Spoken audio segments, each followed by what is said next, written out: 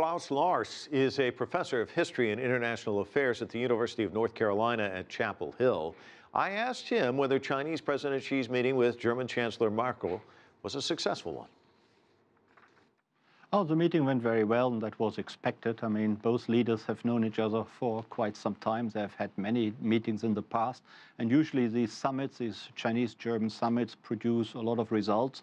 People talk about the coordination of policy in the future, and often a number of trade deals get signed. But often that happens behind closed doors.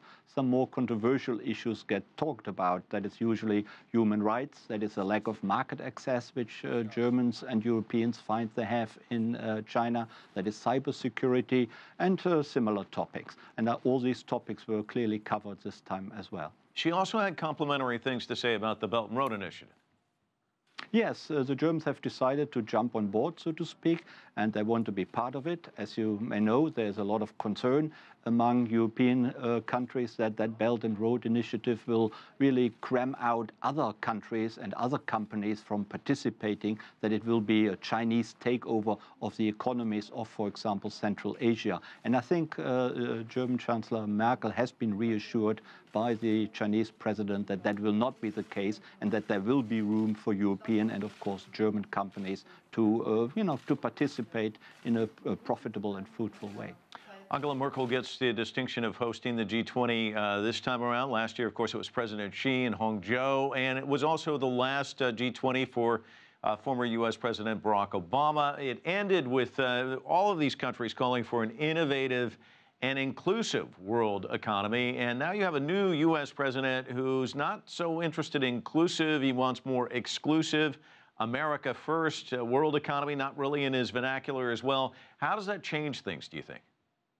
Yeah, Trump is, of course, the unknown factor. We have got to know him a little bit at the recent G7 meeting and the NATO meeting in May. And we know how unpredictable and how difficult he has been. He has refused to sign up to the international climate deal, which almost all nations on Earth have signed. He also is a protectionist, as has become clear. That wasn't just election rhetoric. It actually was something he wants to implement. So he is not really in favor of free trade. While, for example, Xi Jinping has made clear in his speech at Davos in January that he sees China as a global player in terms of free trade. Well, at the time in January, that was, people didn't think that was really meant all that seriously. Now it seems to percolate through that that actually was meant very seriously, and that the free trade antagonist we have at the moment is really President Trump, and that it is not an Asian country or any other great power.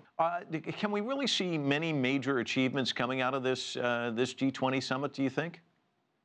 At the moment, it is kind of difficult to see that. But of course, if you have a forum with 20 major leaders, that can be helpful by getting these leaders and the teams into a room and actually discuss difficult issues like the climate deal, like international terrorism, like migration and the refugee crisis, which Angela Merkel in particular wants to talk about, also about the economic problems in Africa, that can be done in a joint forum with all these leaders being present, and they can't really run away, if you like.